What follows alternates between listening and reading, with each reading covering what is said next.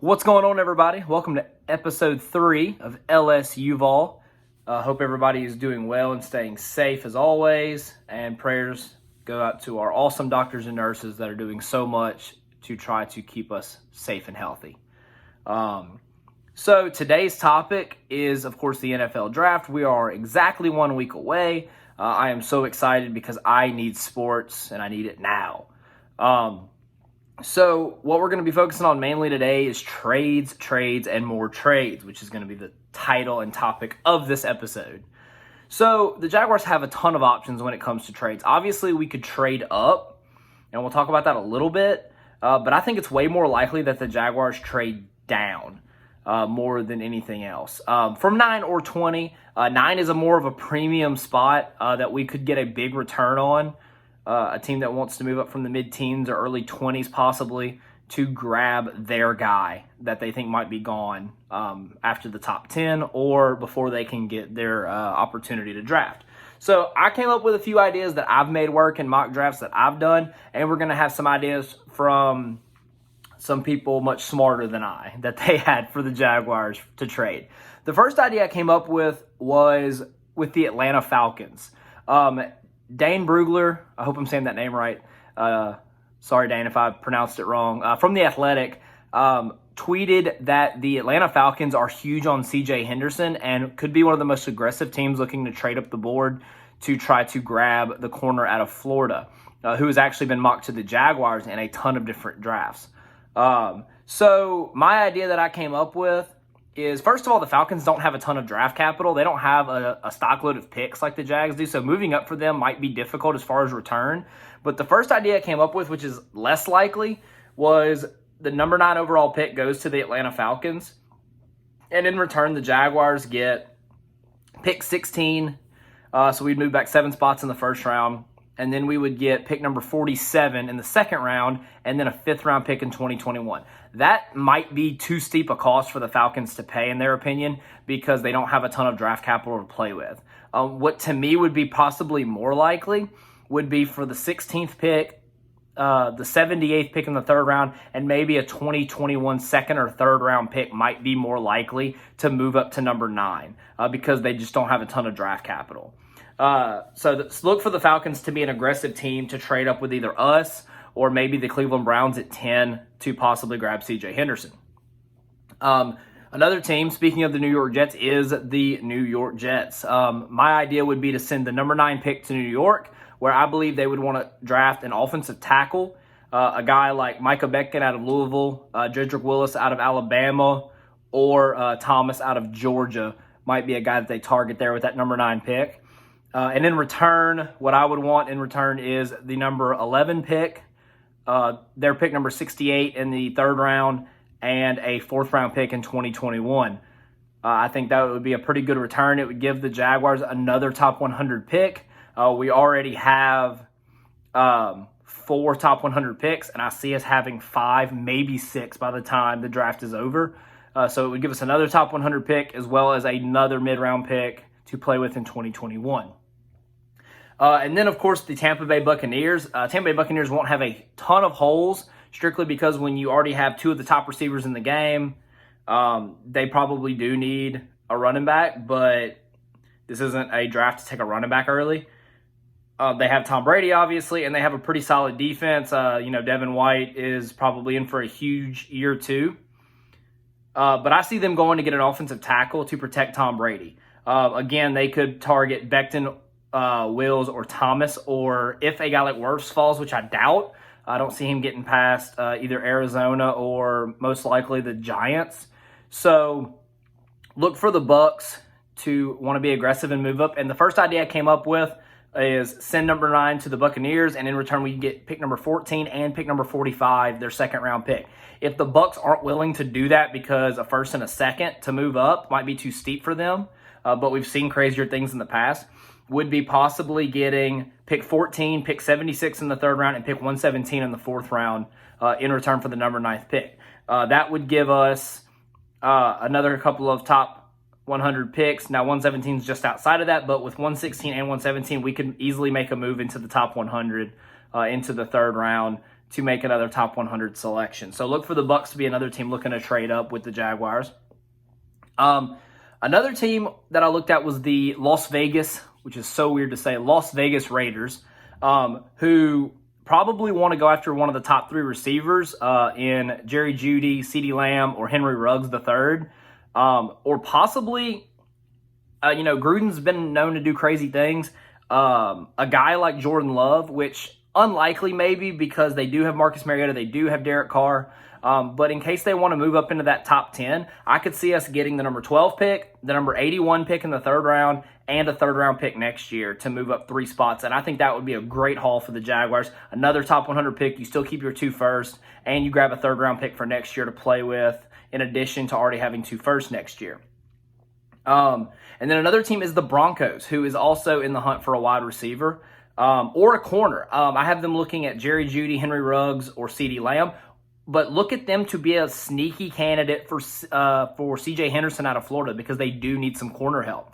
The pick I came up with for them and the Jags would be the number 9 pick goes to the Broncos, and in return, we get 15, 77, and 95. So we would get 2 more top 100 picks, and we would still keep our 2 first-round picks. We'd have 15 and 20 at that point. So those are my ideas for the number 9 pick. Talking the number 20 pick, my idea was, the New England Patriots could be looking at a guy like Jordan Love if he happens to fall, or a defensive end like Gross Matos out of Penn State or Ipenza out of Iowa.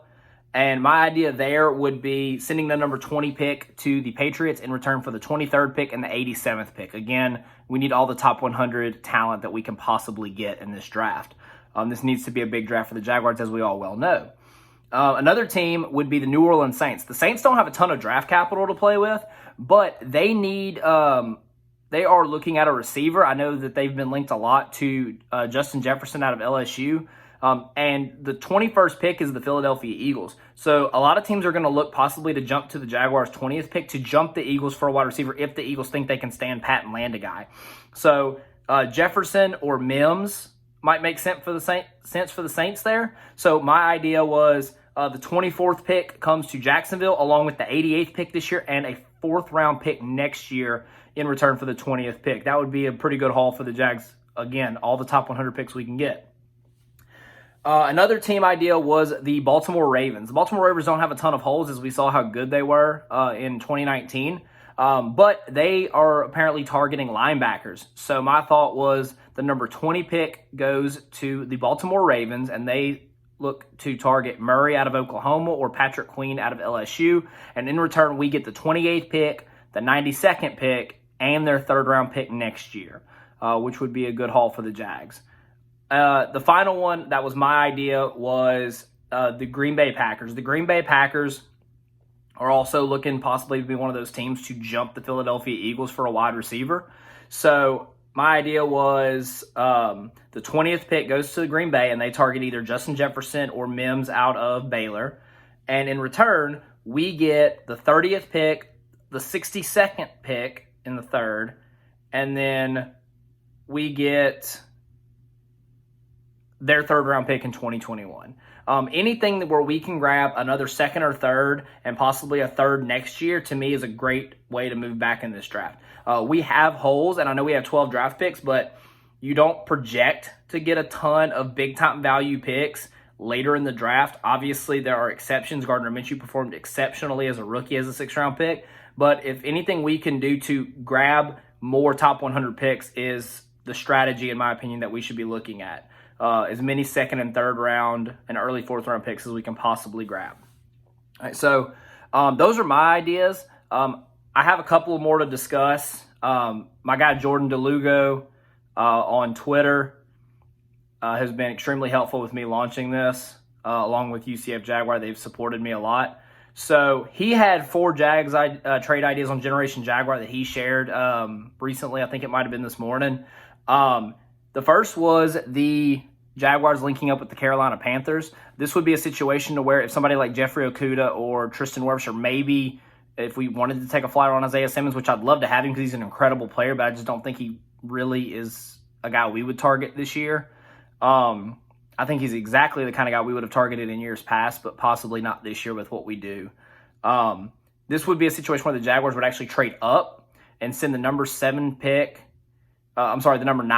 to Carolina along with 116 and 137 in the 4th round for the 7th pick. And that's if somebody falls. I think that'd be the way to grab our guy. Another idea was trading back with the Buccaneers, like I mentioned earlier. We send 9 to Tampa, and we get 14 and 76 in return. And that still puts us at 14, puts us in prime position to grab a top 3 receiver and grab another top 100 pick. Another idea that Jordan had was trading with the Falcons, who've been a hot name that have been mentioned. The Falcons want C.J. Henderson, so we send in the number 9 pick. Atlanta would send us 16, 78, and 119. Would be a good haul. Keep your 2 firsts, grab a 3rd, grab a 4th, package a couple of your 4th, move back into the 3rd, grab another top 100 guy. And we could still grab a guy at 16. We could possibly grab a top 3 receiver because one of them is likely to fall to that mid-range just because crazy things happen at the draft. Or we could grab Christian Fulton out of LSU with the 16th pick to play corner.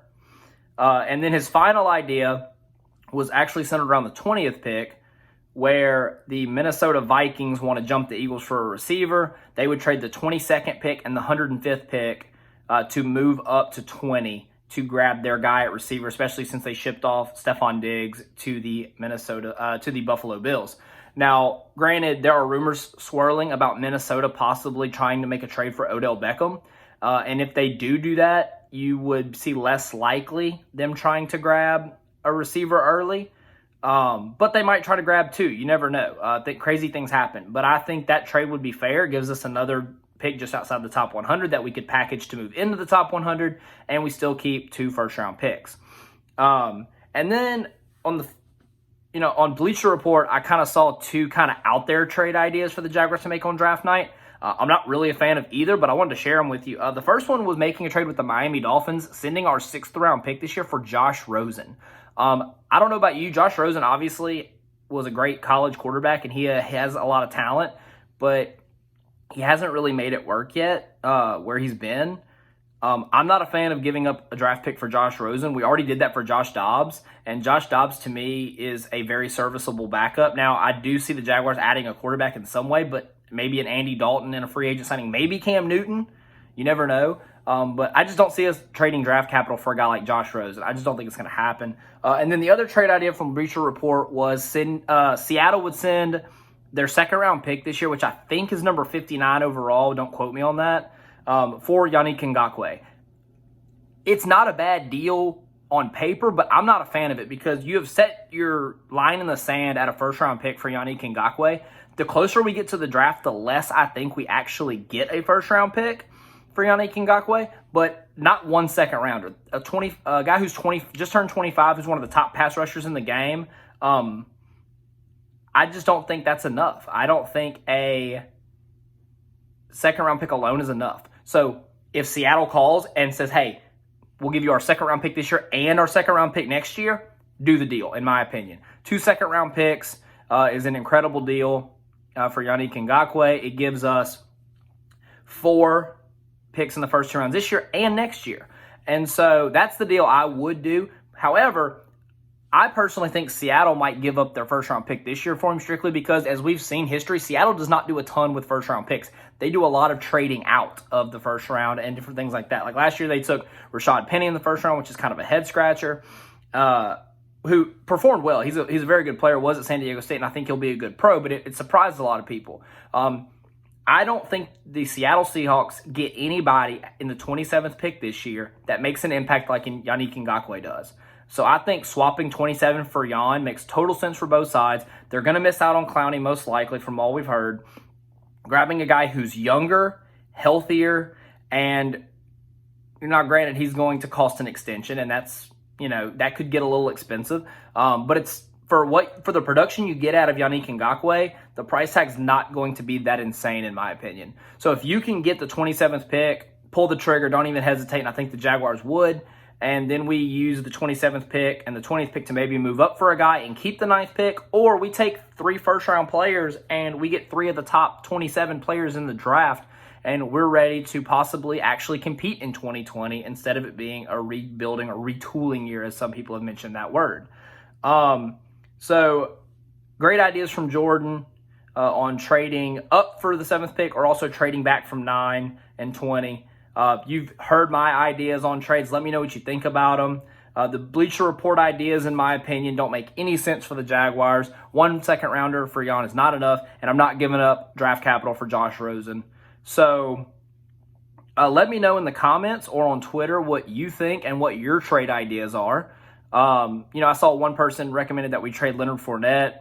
No, I'm not a fan of that. Leonard Fournette is one of my favorite Jaguars. I've loved him since he was in high school. I want to give him another season to possibly earn a second contract with the Jaguars. I know a lot of people don't think that he'll get one, but I'm hopeful that we can retain Leonard Fournette. So somebody said trade him for I think it was like a 3rd-round pick or a 2nd-round pick. I don't think anyone's going to offer a 2nd-round pick for Leonard Fournette. And I would personally, now granted, if you get a 2nd-round pick offer for Leonard Fournette, it's tempting, but I want to hang on to Leonard because I'm a fan, and I think he's got great days ahead of him. I don't understand, a lot of people are not big fans of Leonard on Jags Twitter, but I personally am, but I'm biased because I'm an LSU fan. So I think hanging on to Leonard makes a lot of sense. So let me know, like I said, in the comments or on Twitter at LSUUUVAL or on my personal page, and let me know what your trade ideas are and what you think the Jaguars should do with all this draft capital. Should we move back from 9? Should we stay pat and take best available? Should we look to move 20? Or should we just hang out what we got in the 1st and make our picks and look to move up into the 3rd with our enormous stockpile of picks? Hope everybody has a wonderful rest of their day and a great weekend. I'll be back on next Thursday, the day of the 1st round, giving my final predictions for the 1st round for the Jaguars. And I'll see you sooner if something with Yannick Ngakoue or something else happens in Jags news that we need to talk about. As always, go Jags.